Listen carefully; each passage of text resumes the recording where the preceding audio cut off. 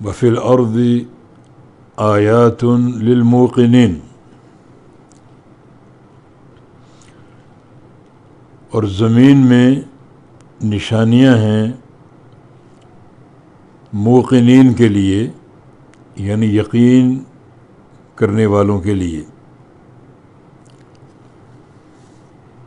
جن کو اللہ تعالیٰ کی قدرت پر یقین ہے۔ جب وہ نشانیاں دیکھتے ہیں تو ان کا ایمان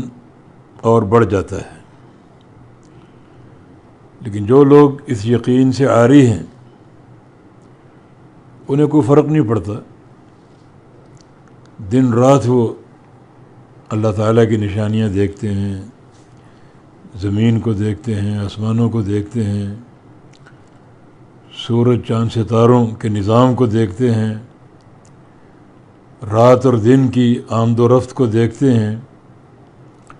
اور انہیں کوئی فرق نہیں پڑتا۔ لیکن جو لوگ اللہ تعالیٰ کی قدرت پر ایمان لانے والے اور یقین کرنے والے ہیں، وہ جب بھی ان چیزوں کو دیکھتے ہیں ان کا ایمان بڑھ جاتا ہے، اللہ تعالیٰ کی قدرت پر ان کا یقین بڑھ جاتا ہے۔ تو اصل بات یہ ہے کہ زمین کو دیکھو اور زمین کے حقائق کو دیکھو۔ پیچھے دو گروہوں کا ذکر ہے، ایک وہ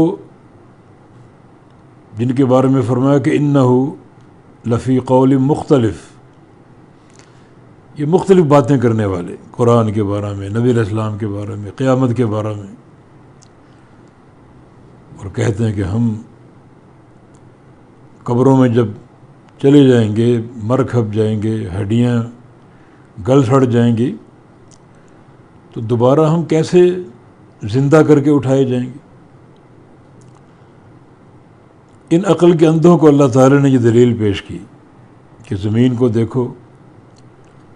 اور جو زمین میں موجود نشانیاں ہیں ان پر غور کرو۔ تمہارے سامنے ایسی زمینیں آئی ہوں گی جو بالکل خشک ہوتی ہیں، بنجر ہوتی ہیں، اور اللہ رب العزت ان پر پانی برسا کر ان کو شاداب کر دیتے، وہ سرسبز ہو جاتی ہیں، لہلہا اٹھتی ہیں۔ جو اللہ رب العزت بنجر اور خشک زمین کو ہرا کرنے پر قادر ہے اور مردہ زمین کو زندگی بخشنے پر قادر ہے، وہ اللہ تمہیں بھی مرنے کے بعد قبروں سے زندہ کر کے اٹھانے پر قادر۔ یعنی یہ ایک استدلال اور ان کے انکار کا جواب کہ زمین میں نشانیاں موجود ہیں، لیکن جن کو یقین ہے اللہ کی قدرت پر وہ تو ایمان لاتے ہیں، اور جو شک و شبہ میں مبتلا ہیں ان کا عناد اور بڑھتا ہے، ان کا انکار اور بڑھتا ہے۔ تو اللہ رب العزت نے ان لوگوں کو جواب دیا ہے جو موت کے بعد بعث اور اٹھائے جانے کو محال سمجھتے اور اس کا انکار کرتے ہیں۔